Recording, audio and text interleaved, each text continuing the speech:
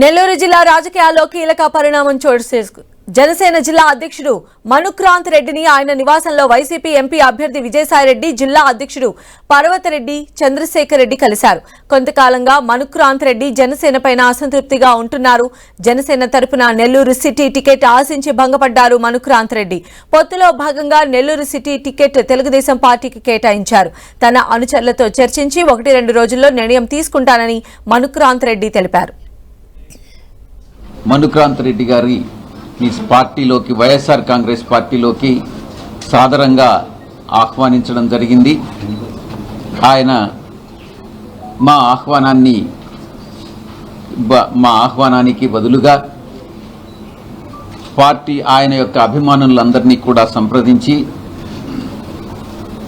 1-2 రోజుల్లో నిర్ణయం తీసుకుంటారనని చెప్పడం జరిగింది. దాదాపు 6 సంవత్సరాల నుంచి నెల్లూరు జిల్లా జనసేన పార్టీ అధ్యక్షులుగా ఉన్నాను. రాష్ట్రంలో ఎన్నో పదవులు ఇచ్చున్నారు జనసేన పార్టీ. నేను ఉన్నన్ని రోజులు ఒక అసెట్గా పార్టీకి ఉండాను.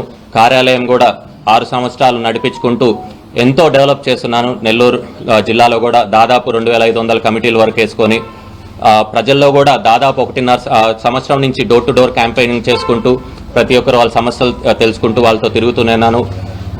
గత 6 సంవత్సరాల్లో కూడా ఎన్నో కార్యక్రమాలు చేసాము, సేవా కార్యక్రమాలు. కరోనా సమయంలో కూడా ఎన్నో వాళ్ళకి ఆహార పొట్లాలు కానివ్వండి, నిత్యావసర వస్తువులు కానివ్వండి, ఇలాగ అందజేస్తూ ప్రజలకు కూడా ఇప్పుడు అండగా ఉన్నాను. నేను ఏ నిర్ణయం తీసుకున్నా